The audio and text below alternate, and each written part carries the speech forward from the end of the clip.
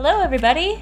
Welcome back to another episode of A BJJ Marriage, where we talk about our lives as a married Jiu Jitsu couple.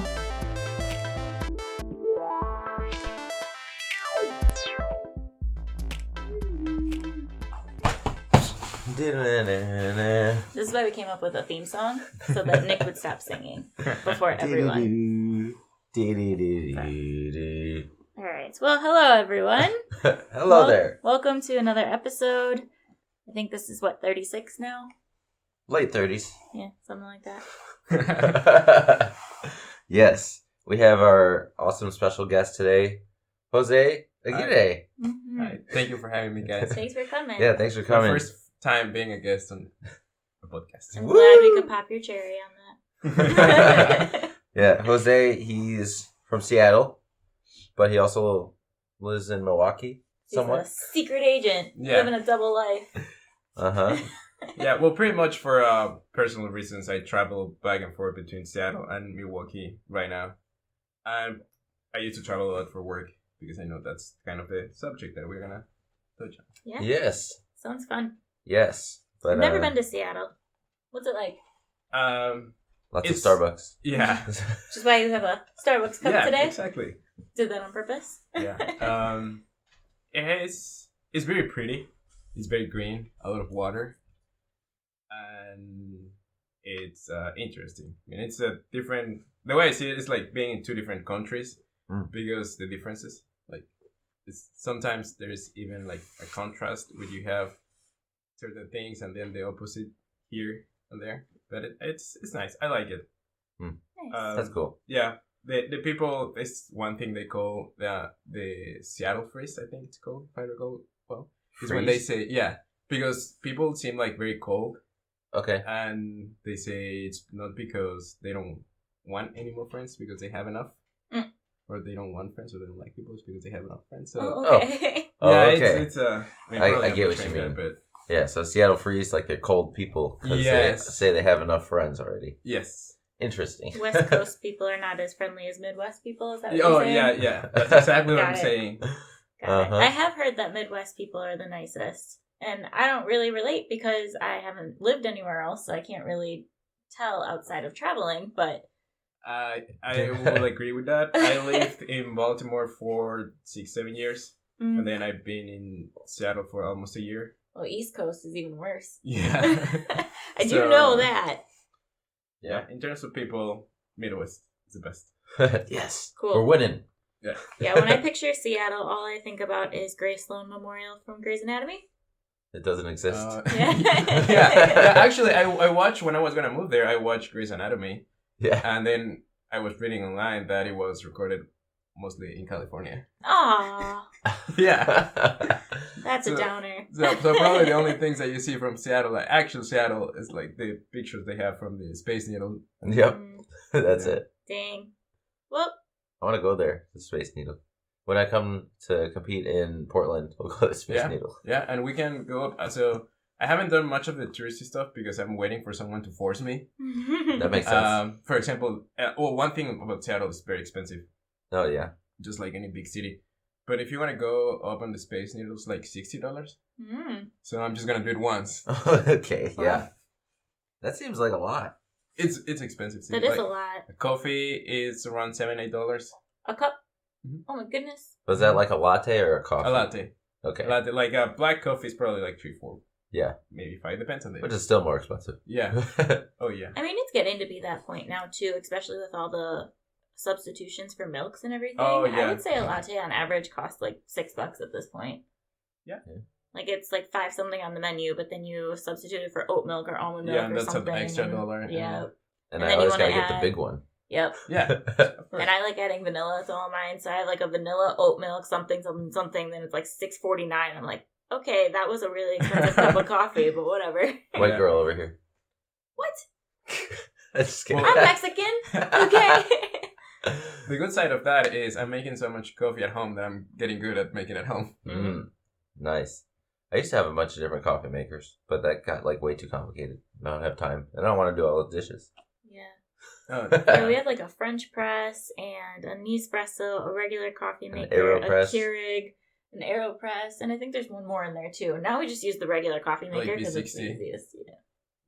Yeah, because I can like brush my teeth and make coffee at the same time. Right. Just press the button. Yeah. And Nespresso pods are surprisingly really difficult to find. Oh, the small ones? Mm-hmm. Yeah, it's because they're going to the other ones, to the round ones. Yep. But then you already have the other machines. Right. Corporations. That's how they get you. How they get Corporations you. gonna corporate. Right. It's like the Apple charging port. Oh, yeah. Well, anyways, that's a little bit about Seattle. Yeah. But That was our first time going off topic today. Nice. Go and visit. It's really pretty. yes, I would like to go to And Seattle. oysters, if you are into oysters are amazing there. Oh, I'm sure. Right I've still never tried an oyster. Yeah. Fish, salmon, all that stuff. Is that what Seattle's known for their food? In terms of food, I would say so. Okay. I would say so. Seafood and That makes sense. oysters. Yeah. And It's right there. cruises to Alaska, because there you go. They from there. Actually, yeah, I dropped off a passenger that's going to Seattle for a cruise this week. Nice. She said that she's been waiting 3 years to go on the cruise. Yeah. I believe it. Yes. I have a friend from work that he just went on the cruise with his wife. It was for a week and they loved it. Oh, I'm sure. Yeah. It's supposed to be beautiful over there. Yeah, and then you can go up into Canada when you leave from Seattle too. Yeah, it's I would say like an hour, 2 hours drive to Vancouver. Yeah, but even like cruising on the coast of Canada. Oh. Yeah. That always has been something I want to do because he wants to do an Alaskan tour or cruise. I mean. Yep. Go see some whales. Yeah. So what we're gonna do is we're gonna go compete in Portland, go to Space Needle, go on a cruise, and then come back home. Spend $10 on coffee. Yeah. And then go to Iceland. Yeah, my parents went to visit a couple weeks ago, and we went to watch whales, orcas. Did you see one? Yeah, from the distance, but yeah, Lucky. That's awesome. We did a whale watching tour in New Zealand, and they told us that if we don't see a whale, they will give us another free trip, and it never expires. So, like, if we ever go back to New Zealand, you can just go on this tour again. And I think we paid like $100 each for this tour. Like, it wasn't cheap. And they're like, if you don't see a whale, then we give you a free one. And we're like, okay, well, when are we ever going to visit New Zealand again? That's why they. But yeah, we didn't see a whale. We just saw lots and lots and lots of dolphins, which was super cool fun. too. Only dolphins. Did you jump? Yeah, they did. They were following us on the boat. Like, we were out in the front, and there was probably like 20 of them just swimming with us on the boat. It was super cool. Like, I'm really excited that we I've saw done that in dolphins. Mexico, and the guy is like, okay, I'm gonna go past them and then turn, and then when I say you jump, and then they're gonna pass like next to you. Yep, it was super cool. Yeah. But because we didn't see a whale, we have a free voucher to go on that tour again. So You I just have need that to saved. get yourself to New Zealand. Right. That's right. Because, it's just so easy to get there. They said that one person came back with a coupon, I think it was 27 years 27 later. years. And they were like, okay, come on. Yeah. You have your coupon. Never expires. Yeah. So That's I have awesome. that tucked away nice and safe so I don't lose Okay. it. Anyway, so you live sometimes in Seattle, sometimes in Milwaukee, which means that you train all year round, but in different places. Sometimes in Seattle, sometimes in Milwaukee. Yeah, Yes. and whenever you're visiting other places, you go there too. Yeah. So tell us about that. So I've been doing Jiu Jitsu for, 6-7 years. And at the beginning, I wasn't really much into it. I was just doing like a hobby. Mm-hmm. I It's- get that. Yeah, it's something I always wanted to try, but for any reason I couldn't. And then I moved to Baltimore and I tried. What made you want to try it? So I always wanted, when I was living in Mexico, I was going to this gym and they have the roller gym and the jiu-jitsu part. And I always wanted to, like, I would go to the gym and say like, oh, that looks cool, I want to try it. But then when I asked about it, they were like, oh yeah, it's 3 times the price of the membership they're already paying for the gym. Oh, Like, okay. I don't think I can afford that right now. Yeah. And then when I moved here, I was making a little bit more money, so I was like, okay, maybe I can try that jiu-jitsu thing that I've been wanting to try. Mm-hmm. Treat yourself. Yeah, and I tried and I really like it. And then, That's awesome. I mean, you know the story how it goes. When you start seeing it working on bigger, stronger people, then you just get hooked and Yes. ended up training flying armors. Yes. Nice. I wonder And what you that's are. like for like bigger, stronger people, because they never get that feeling of, oh, my jiu-jitsu is working on bigger, stronger people, because they're at the top. They're already on top of the chain. Yeah. a weird way to wonder. put it. And they have the opposite because they see smaller. Yeah. They're like, how's this People- 150-pound yeah. woman throwing me around? There's a in Seattle right now. There's a black belt. Shout out to Professor Rambo. That's how he calls himself, John Rambo. Professor John Rambo. Rambo. Yeah. Does he have a knife? Probably. He teaches great knife defense. Yeah, he's like my height, but like 20 pounds less, so like around 135. Oh, okay. And he kills everybody. That's awesome. The only guy that he hasn't tapped in our gym is the professor.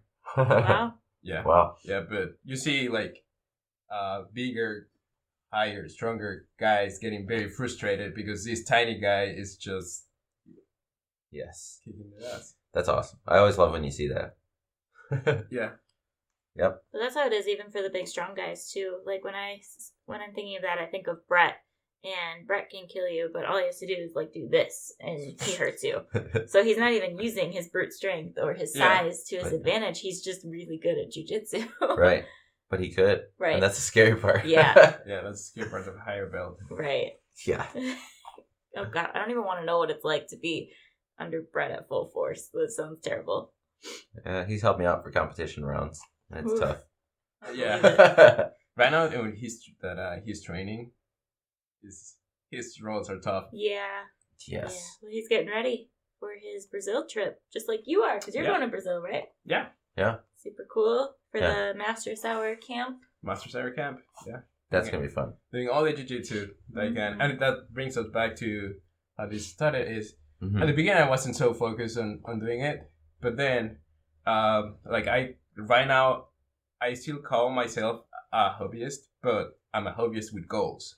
Yeah. So even if my goal is just taking part in a competition or taking a seminar or something, I'm training for that goal. So that is what makes me want to keep training. And then if it happens, I'm traveling.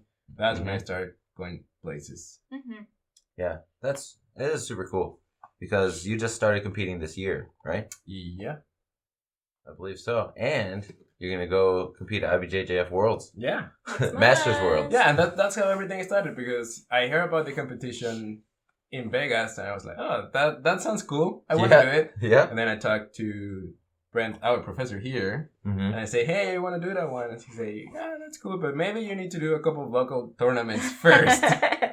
Yes. Okay, I'll do a couple of tournaments first. That's probably a good advice for you. Oh, yeah. Otherwise, I'll be doing Worlds at 175, which it was suicide.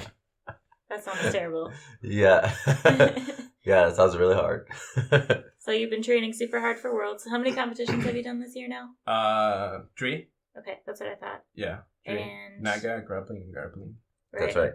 And then you're getting lots of experience from that. You're finally learning what the pressure is like out there. And Yeah. the Yeah, my first match was awful. Yeah, I mean, like, that's how everyone is when they first step on the mat. It's like no one expects what's happening at all. That's why anybody that's listening, it's best to compete as a white belt. Yeah, that's it. Like, if you're hesitating, just do it. Yeah. It's not gonna be worse than mine. Yeah, my first match lasted 20 seconds. That's funny. It's like your first time, you know? I mean, that's how Tracy was too. Tracy was a blue belt when she did her first competition. And, like, she's so easygoing and so happy, right? Like, in the gym, she's always smiling and kind of, like, dancing a little bit. And then she got on the mats at competition. She did the same thing. Like, she just walked out there. She's like, oh, I'm so excited. And then she slapped bump with this girl. And the girl just mobbed her. And Tracy was like, whoa! Yeah. This was so different. It's an experience. It's a very difficult experience. Yes. You know how to describe. Yeah, it is indescribable. Like, you can talk about it. You can prepare someone like, hey, it's going to be a tough role. That people are trying to kill you. You can say that as much as you want. But, yeah. But until you actually feel that from somebody, like, and it's not so much aggression on top of everything else, but, like... At white belt it is. Some of it's aggression. But it's that 100% all the time. Yeah. For the whole 5 minutes. For the whole 5 minutes, yeah. The best way that I found to describe it is it's like rolling with a super new, strong, spicy white belt, former wrestler, but with your belt knowledge. Yeah, with technique. Yeah. On top of it. Yes. Yeah, it's crazy. Yeah, it's pretty wild. So, you ready for IBJJF? I am. That's awesome. I am ready. Yeah. I've been waiting at 155, which is my fighting weight. I just need to drop whatever the gi weights. Yes. And then I'm ready. Because then they're being super strict on what gi you have to wear, right? Like, it has to have certain stitching. And Yes. That too. They are very strict. I mean, they're trying to be the best competition platform, right? And probably they are. they very strict with what you wear in terms of gi, in terms of even belt, like the uniform, the whole uniform needs to have like patches only in certain places. Yeah, I know that my belt is like falling apart, and they would not allow this. Oh, yeah, I this is not the belt that I'm gonna compete with. Right. Yeah, because this part needs to have like a certain length.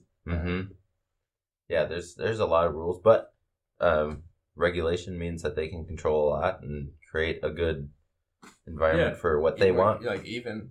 Yeah. Make it even. Also, on the weight side, you weigh right before your match, gi on, which is the only one they do. The only, there are organizations that does that. Yeah, it's kind of wild that they make you weigh in with your gi. Like, I don't know any other competition that does that. Normally, it's you just step on a scale and hopefully make weight. But then you said yesterday to us that if you don't make weight on the first try, you're and you only have one try, and then if you don't make it, you're DQ'd. We are watching. Big Brother's always watching. Yeah. You went to Vegas to watch it in person. Yeah, I have been to tournaments the other way around where they do day before weigh-ins, which it's more like, I guess, like MMA type weigh-in schedule. Yeah, that's you can like cut weight. That's the purpose that they want. They don't want people cutting weight because if you're gonna wait right before you fight, then it's your real weight. Yes, yes. And I felt a difference of day of weigh-ins. And I know that when I did the competition where it was day before weigh-ins, I felt way out of my depth strength-wise. Well, it's because you're like, oh, I'm all weighed in. It doesn't matter what I eat tonight. As long as I feel good tomorrow, I don't really care. Yeah, but then there's people that actually cut weight like 15 pounds. And then, like Dave.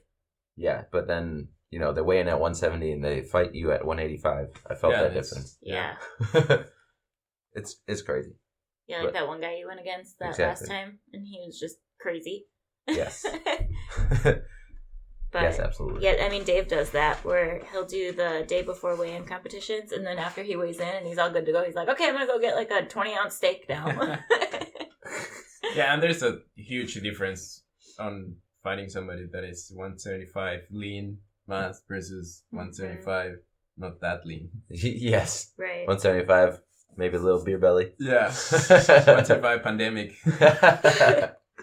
Yes. I mean, I was fighting on the 175 the first two tournaments. And then you realized that was a terrible mistake. Yeah. The first one I was like, if I want to keep doing this, I need to start diet. Yeah. Yeah. My first competition, because my bracket was 135 to 150, and I'm on average 140 to 145. I was like, oh, I'm fine. I'm right in the middle. But when I signed up for the first time, there was no one in my bracket. For some reason, somehow, there was no one in my bracket. So I got bumped up to the 165s. And so it was 150 to 165 girls. And so, all those girls are at the top because they're probably trying to cut from the next one. And I weighed in at 142 that day, going against 165 girls. And I was like, okay, this is fine. Everything's on fire, but it's fine. But I assume it's finding girls to fight around tournaments is very difficult. Well, even at the last tournament, I saw my bracket. I wasn't competing, but I just saw the girls, and I recognized them because I had won against them. And so I was like, those are the same girls competing. I would be literally competing against the same people if I did it again.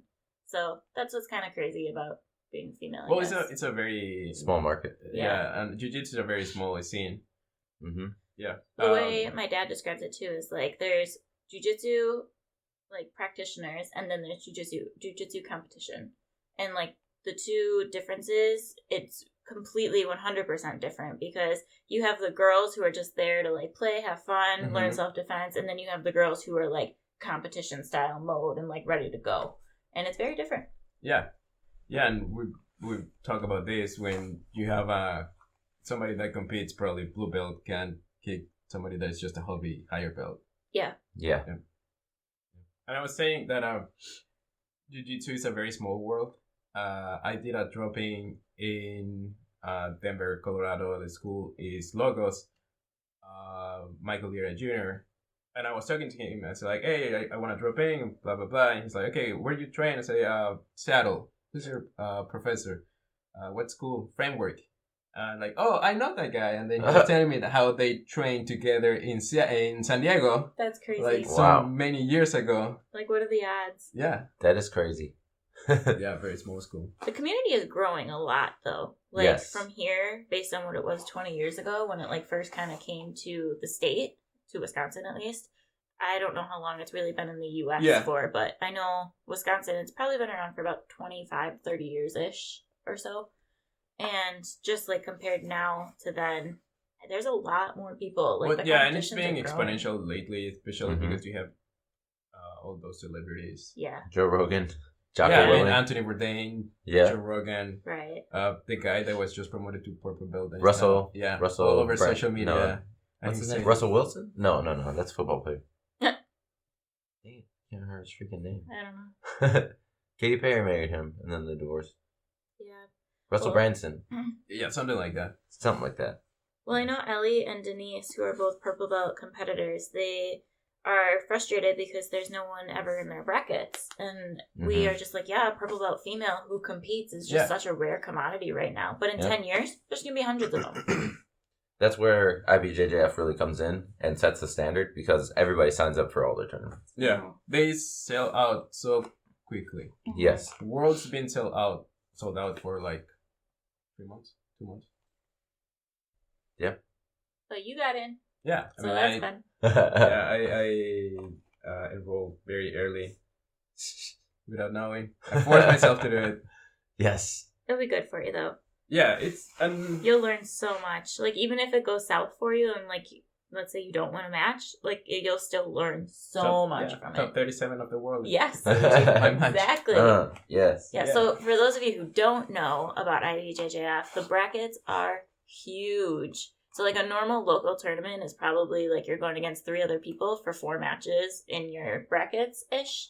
Maybe less, depending on what. And that's if it's round robin. If it's elimination, you might have like 3 matches in your bracket. Yeah, but IBJJF, I mean, you just heard him. He said he had 37 Yeah, people. my last tournament, Grappling Industries, Chicago, I have 1 guy. No, it was just me, so no guys. That's right. I won. Then they put me with the kids, and I lost everything. But for IBJJF, the age bracket is 5 years instead of 10 years. So there was already 37 people in my age, 5 years apart, weight and belt. Yes. Top 37 in the so world. 37 in the world. And then when you win the first one, you're going to be, what, top 17? Yeah. So that's a really cool perspective to look at it, though. Like, you are one of 37 people in the world who signed up for this. Yeah. And that's a really amazing thing if you think about it. Yeah, I'm very excited, and again, that gives my goal, my being a BJJ practitioner, that it's a hobbyist, but with goals, right? Gives a purpose, and then I have kind of like my North Star, and it's like, hey, even if I'm traveling, even if I'm like splitting between schools, then I can do still focus on something. Still prepare. And we get to go to Vegas, so that's fun. Yeah, of course. But yeah, I'm excited. We're going to Vegas just to support. Yeah. Well, we have 4 people from Fluid competing. And then I also just found out this week that one of my friends from a different school is competing. So I'm excited to watch him go out there as well. And Professor John Ram was competing too. Nice. So you're going to watch him. Very nice. Cool. Yeah. I'm going to throw a knife. He will probably catch it. That sounds awesome. He has a very cool story. He's my age. Okay. We're probably like 1 or 2 years younger. He's from Mexico too, but from a small town, beach town, Acapulco in Mexico, and he was kind of like a little bit lost, getting himself into trouble until he found Jiu Jitsu, and he really liked it, and then now he's a black belt that has won a couple of IBJJFs. Wow. Nice. Yeah, he was training. I think it's American top team in Atlanta. Okay, yeah. And then he moved recently to Seattle. And I was very happy I found him because he opened at my jiu-jitsu, at Framework, the jiu-jitsu place I trained in Seattle. He opened a competition class, and I was talking to him, and then we recognized speak Spanish, yeah, speak Spanish, yeah. So we started talking, and then he said he was training for masters. Oh, me too. World's masters, and then small world. Yeah. And now when I'm there, it's awesome because he's having my private black belt teaching me stuff because he's training. For the same thing? For the same thing. Yeah, and you guys can help each other out. Yeah. So we like drill before class, or when we're like doing the class, we include some drills that he teaches me, and it's pretty good. That's awesome. So when you compete at IBJJF, what school are you competing under? Is it Fluid or your Seattle school? Because they have, again, going back to regulations, because they have so strict regulations, you need to have a team. Mm-hmm. And I'm competing under Pedro Sauer because that's a team that... That's right. It's not even under Fluid. It's under Pedro Sauer team. That's Yeah. right. I do remember that. Yeah, because we're part of the Pedro Sauer Association. Yeah, Yes. because that's another thing. You have to register IBJJF and then put your school, and they have to validate your belt. And it can take a couple days for them to Yeah, actually it validate takes like a Yeah. week. Yeah. Mine took like a week. That's And wild. I have my credential, the IBJJF credential, Team Pedro Sauer belt. Nice. Yeah. Yeah, And but the it's even framework- harder for black belts. Yeah, they need to have their black belt validated, right? Yeah. Yeah, and Framework, the other place, also has a team, but I don't know. And I think probably politics involved. Like Yeah. Always. Yeah. Yeah, that's so crazy. But, so you train in both places pretty consistently. So how do you manage that? How do you, because we've been talking about it and we've been wondering, Yeah. like, what's going to happen for your next promotion? Like, what do you I mean, do? I don't know, because each professor or each school has its own system, right? So I know Framework, they do promote people because I've seen it. But for color belts, stripes are not as important. It's more your progress. Mm-hmm. So it's not that people that don't deserve it or haven't put the time, they get promoted. They just don't get the stripes in between. So probably if through the professor they did the stripes, would be the same time between all the 4 stripes and then promoting a new belt. But the way he sees it is stripes are not important once you have color belt. So Yeah, we've talked about that because, like, a white belt, each stripe kind of shows you a milestone, like all the things that you've learned and how you can really pick up on like the smaller details, and then you're able to share your knowledge. But once you're a color belt, now it's like we've talked about in this analogy where you're seeing everything for the second time.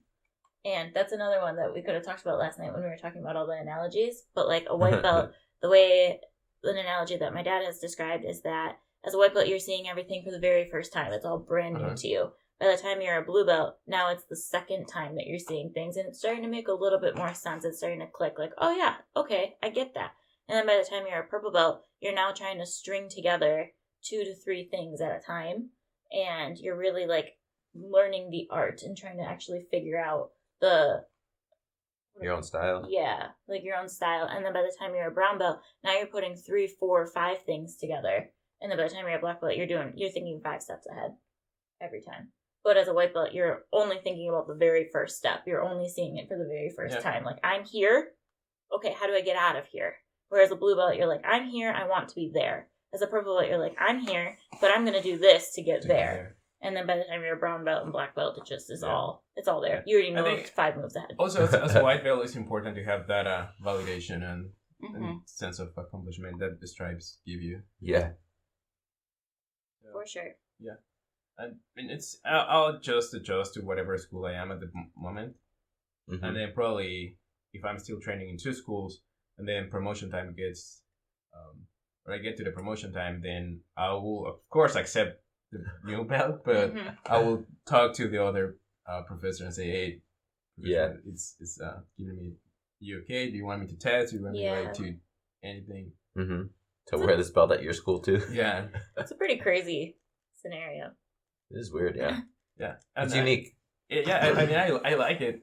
And I know other people that have kind of like similar. Mm-hmm. And it gives you a lot. There are pros and cons. And the cons are not that many. Like, for example, I get the cons is I miss special occasions with friends that you make in different places. Sure. Like if recently I know a guy in Seattle got promoted to black belt and I wasn't there. Oh yeah. That one hurt because that's the guy that told me about that school. The one that brought you into there and everything. Yeah, and he got promoted. He got his black belt and wasn't there. I'm like, damn, I really wanted to be there for. Right. for that one. Yeah. But on the other side, you get to meet more people with different systems. Yeah. Yeah, for sure. Yeah, they're different. Like each school is different. Some schools they teach you a lot of techniques the same day. The other school teaches the same technique the whole week, but then by the end of the week, you're like really know that technique and you really drill that technique. Mm-hmm. So that's a benefit. Yeah, it's cool to see a whole bunch of different teaching styles. For sure. Yeah, and also there's benefits like internal benefits. Like I feel like I'm a true blue belt because all the schools that I've been enrolled, I kind of hold my ground with blue belts. So I was like, oh, okay. So yeah. Because sometimes if you're only in your school, it's like, I don't know if I go out and how it's going to go.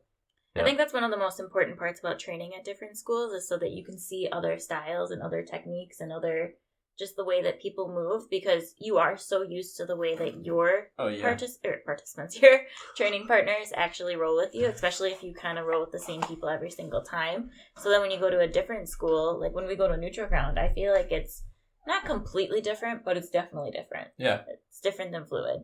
Oh, yeah. And things like that. And then when we travel and we go to places, like I remember Colorado, people were very different, and their cardio was much better because they're 9,000 feet up in the air. Morningstar? Yeah. Yeah, I trained there once, a couple of days actually. Yeah. That seems to be the place that we all go whenever we visit. Well, so if you go to Colorado, if you go to Denver, go to Morningstar. Shout out Morningstar, because we've been there, he's been there, our friend Josh and Megan have been there. It's a really cool gym, but it's very difficult to breathe. Yeah. They do mostly I would agree. No gi, so if you are into gi, get ready to get your ass kicked. Yeah, man, that was rough. I remember we just did warm-ups, and it was like 5 minutes, and after the 5 minutes, I was like, okay, oh my gosh, I can't breathe. And it does make a difference. My cardio is pretty good, so that was different for me. Their cardio is just better. Yeah, for sure. Yeah, it is. But talking about looking at two techniques, that's pretty cool because you get to learn things. Because, like, if you're in a school and it's leg lock week, everybody's trying to do leg looks and everybody is practicing. Mm-hmm. But if you go to the other school, maybe the other school is on back take week. So nobody is thinking about... Berimbolo. Yeah, nobody's thinking about where you just practice. Mm-hmm. So I learned here in Milwaukee... a submission. I don't even know the name. But nobody in Seattle knows it. And it works. Yeah, it works. It has worked a couple of times. Yeah, it's hard to defend something you don't understand. Oh, yeah, and you haven't seen. Yeah. That's how I feel about the saddle entry that we learned at the camp. I've been doing it to everyone, and every time they're like, whoa, how'd you get there? And I'm like, I love this move. Yeah, and also there are different styles. And here is wrestling. Everybody here has a wrestling background, or most of people have wrestling background. Yeah. Not in Seattle. Okay.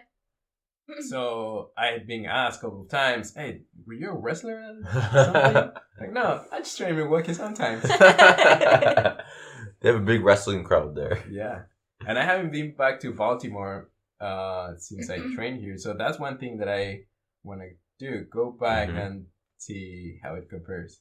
Yeah, that sounds like fun. Very cool. Yeah. Well, I know one of the other really big topics that we wanted to talk about was you being Mexican on the mats, right? Yeah. Because the majority of people that we train with are white. Yes, and that has so many things, like components that... Yeah. When I started 7 years ago in Baltimore, everybody was white. Okay. Like, I remember over on the East Coast. Yeah, and also it depends on the city because you don't see a lot of Mexicans in Baltimore. Right. Well, I was gonna say Baltimore has a really big African American culture in it too, right? 60% of. So for Baltimore, a majority to be white on the mats is kind of crazy. Yes, and I think it also has to be with income and other like social problems, But if you just think about it as like a pie graph, where like if 60% of the population in Baltimore is African American, but then 90% of the people on the mats are Caucasian, like it's kind of a wild statistic when you think about it that way. But I mean, that's probably what you're seeing too, even being Hispanic and coming and training in all these different places.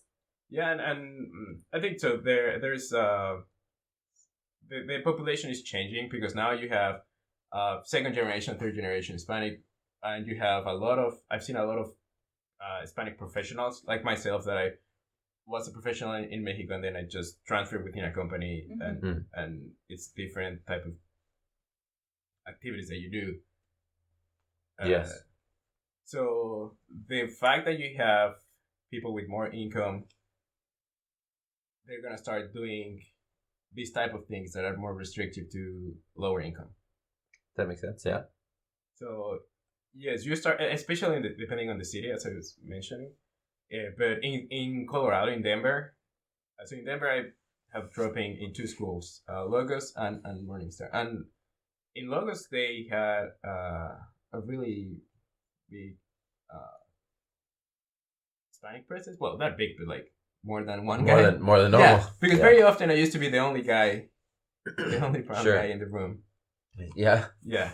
And I think that is because you have second, third generations.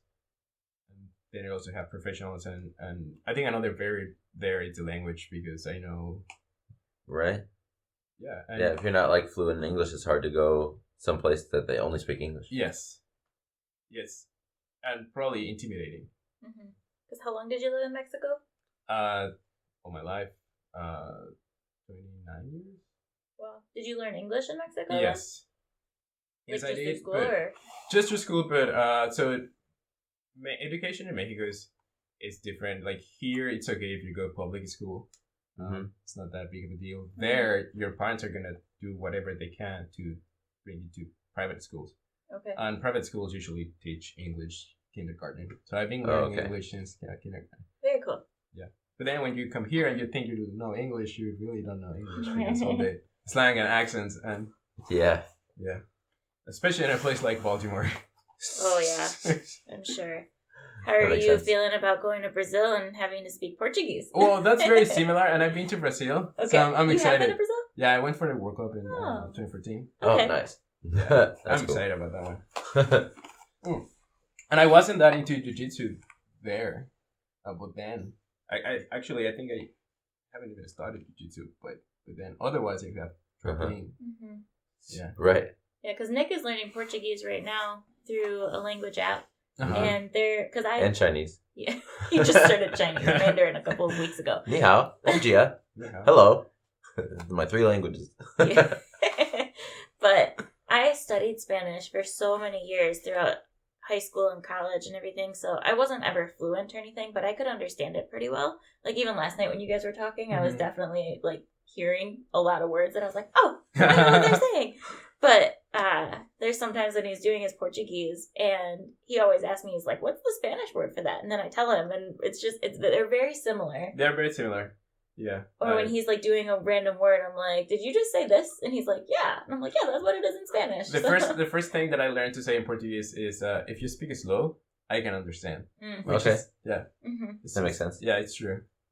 That's how I feel about Spanish. If you speak slow, I can probably get what you're saying. Maybe not translate it to a T, but I can get it. Yeah, get the gist of it.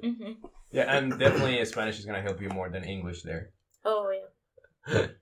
But he doesn't know any Spanish. You should have seen him try to say Gabriel's name last week. He was like, Gabriel. It was very cute. Gabriel. Like parrillada. Yeah, I don't know how to say that word. I always want to call it paradilla, and I don't think that's right. Parrillada.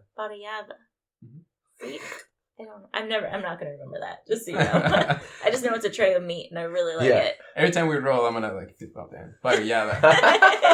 That's what I need to get embroidered on my belt, right?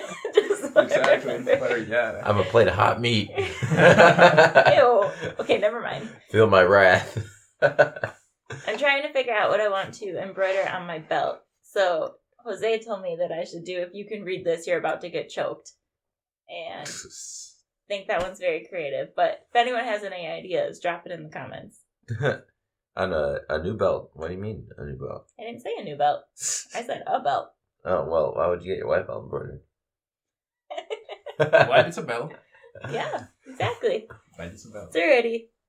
This one's falling apart. It'll be alright. But so, did you ever train in Mexico? No, that's one of the things that I want to do. Mm-hmm.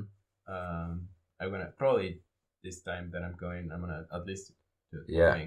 Because See I know what- the see guy what from it's the- like. Yeah, I know the guy from the school, so I just need to. He like the guy who used to be my coach at that gym.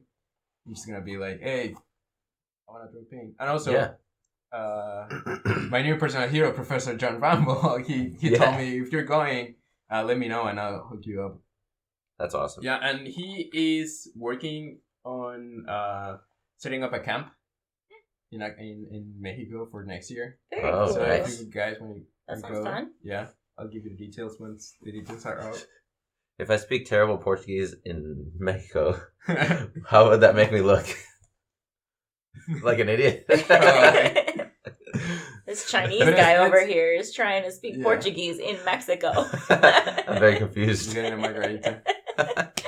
Yeah, but people appreciate when you're like trying to hmm speak the language. That makes sense. Yeah, I mean, that's how we have to think about it from an English perspective, too. Like, if it's not someone's first language, we appreciate it when they try to speak English. Because I think that that's a lot of people's reserve, is that they are so afraid of sounding stupid or Yes. looking dumb or something. But I try to think about it from my perspective, that, like, if someone only speaks Spanish, if they try to speak English, I'm more than willing to help them out and, like, try to get them to where they need to and be. that is So. a limitation that you have when you're learning and trying to speak in a different country or living in a different country. Mhm. Like so many times I just shut myself because I don't want to like look an idiot. And Right. No problem for me. I look stupid all the time. Yeah, I remember I studied in Mexico for 3 weeks and I was staying with a host family and they didn't speak a single word of English, like absolutely nothing. And that language barrier was really, really tough. But there were so many times that we were both trying. Like, I was trying to speak in Spanish as much as possible so that she could get what I was saying. But the amount of times she looked at me like, what? And I was like, I'm sorry, let me get my Google Translate out. Hang on. But that's the only way to do it. That's the only way to improve. And also happens to you, like when I move for things for work, I had it. No problem. I could write them, speak them, Mhm. anything. But then when I started to hang out with people outside of work and we were talking about other things, Mhm. then that's when it would hit me like I have no idea how to say this. Yeah. That is funny. I think I was telling Nick not too long ago that I was super impressed that English is not your first language because you don't even stutter at all on anything. Like, it's just coming out so naturally. Yeah. But it makes sense if you've been learning it since kindergarten. Yeah, and I've been like immersed here 7 years. Right. But, yeah. I just think it's so cool because English is not easy. And at a certain point, I had no friends that spoke Spanish. Wow. Yep. Yeah, I You're wasn't like, I okay. wasn't fluent like this 7 years ago. And I have a funny story. At work, I was like 2 years year in, living here, and my director, the director of my department, quit, and the manager too. So I was Okay. only a staff, and I had to run meetings, Okay. and I would get so nervous, Oh. and like I just wanted to finish what I was saying, and I would talk super fast, and then I say, okay, I need to like take some like public speaking courses or something, and I started looking at it, and they were very expensive, Okay. like very expensive, like thousands of dollars expensive. I was like, Wow. how am I gonna fix this?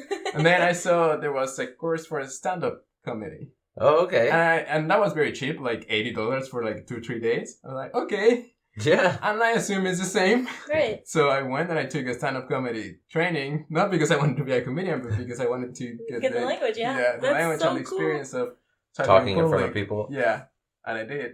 How'd that go That's for awesome. It was good. Like I learned a little bit. you? Did people laugh at your jokes? Yeah, some of them. There you go. That would explain why he's so funny. Yeah, Oh, that's hilarious. Very cool. but I have no intention of becoming a comedian.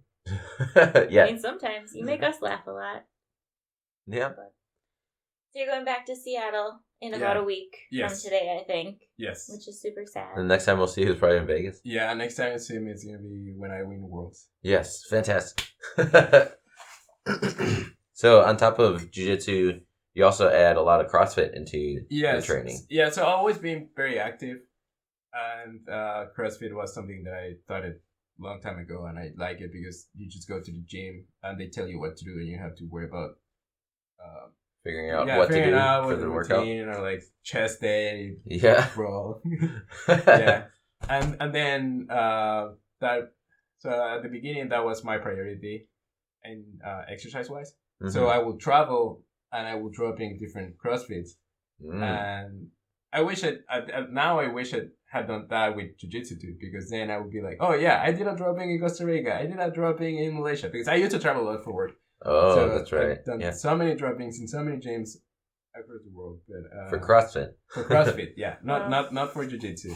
Ah. Yeah, and now I keep it just as a way to keep my cardio and my exercise. And so it supplements your jiu-jitsu now. Yes. Yeah, so I used to do 5 days a week CrossFit and 2 or 3 days a week jiu-jitsu. Now it's backwards. Now I do 4 or 5 days a week jiu-jitsu and just 2 or 3 days a week CrossFit. Also, you get older and it's more difficult. Yeah, CrossFit's hard on the joints. Yeah. And the muscles. Yeah, but it's a good it's a good workout. I've never done CrossFit actually. Yeah, gets you ready for jiu-jitsu. I mean, I don't do anything else. Yeah. Yep, that makes sense. Maybe I'll come try it. In Portland. When you go to compete. Yeah. That's what, January? Yes. I was looking at them. It's January, and I think the other one is May. Rubbling Industries. Yeah, we're not going to be around for the May one. Yeah, well, January it is. So that's one thing that I thought was curious about Pacific Northwest. Jiu-Jitsu scene is bigger in Portland than in Seattle. I don't know why. Interesting. Seattle is a bigger city. Right. But Portland is probably because the people that were going up from California, they just stop in Portland. Good enough. Am I gonna keep going? Yeah. So do you ever go visit Portland then? I did one dropping in one of the Henso's schools. Okay. It was good. I'm sure. Because you went to Henso's in New York. Yeah, I've been there too. That one? And Marcellus. And you went to Marcellus, yeah. Yeah, because Baltimore being so close to New York, I used to go all the time. I'm sure. That makes sense. That's awesome. Training jiu-jitsu in other places is definitely a unique experience. Yes. If you've never done it, you should definitely get out of your comfort zone and go do it. Because that's my biggest drawback is I'm always so nervous to go to a different gym, but I've been trying to push myself to do it more and get more comfortable with it. Yeah, and you always find cool people. Like, of course, sometimes you find the dumb person that just wants to oh yeah, welcome to this school. Like, I'm gonna show you what we're like. Yeah, we're tough as nails. Like, dude, that's not why I came here, bro. Yeah, I'm not dojo storming. Yeah, and I've been in schools and I've met people that just by 2 or 3 times that I train with them make me think oh, I wish I could keep training here because I like it so much. And I've been recently in the Denver school, I met a purple belt and we're rolling and it was a lot of fun to roll. And he was teaching me things and letting me do things, but also shutting down and we had a good roll. Yeah.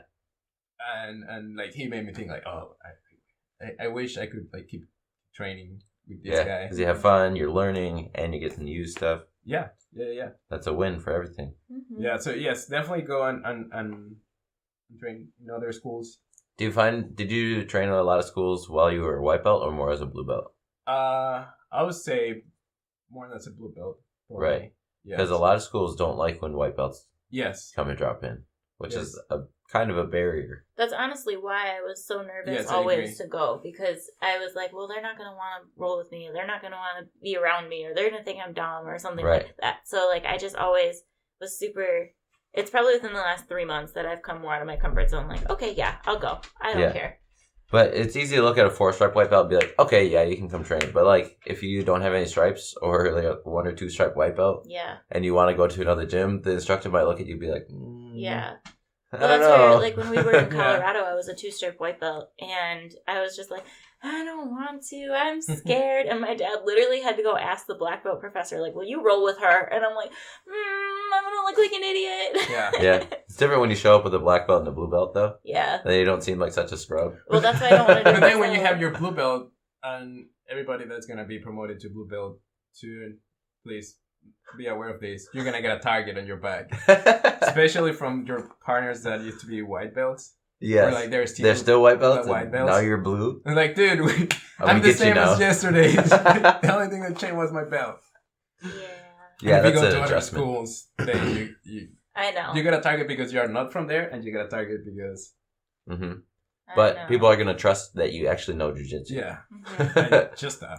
Like that's the pros and cons of it, right? Because I've been thinking about that for a while now. Like, I'll feel more comfortable going to other schools when I'm blue because then they'll look at me and think that I'm not an idiot.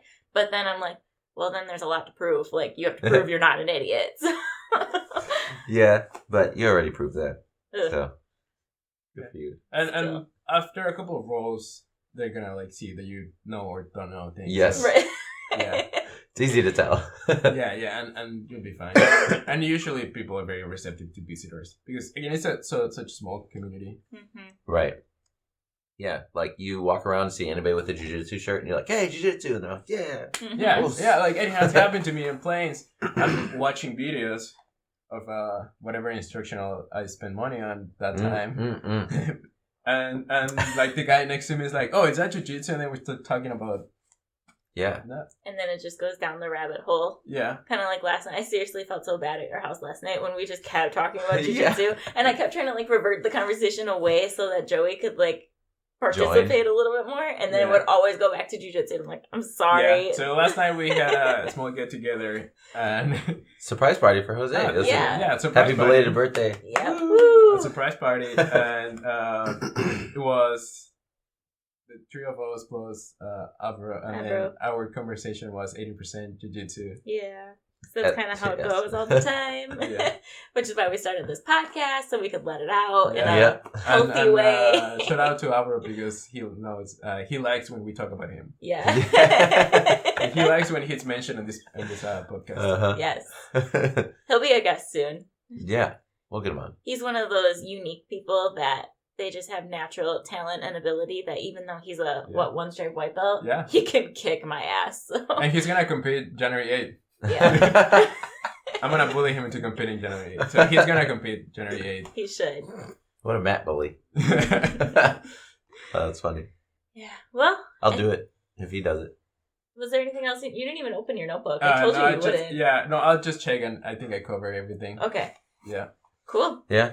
Well, I think this was a really good talk. It was a good way to open up more about traveling and being more like Nick is Chinese and I'm Mexican, but it's never been like an area that we can expand more on in the minority aspect just because it's we don't. only She doesn't a look little bit. Mexican, and I don't look Chinese. And also, we speak great English. Only when Yeah. you drink. Yeah, Did you see him turning red yesterday?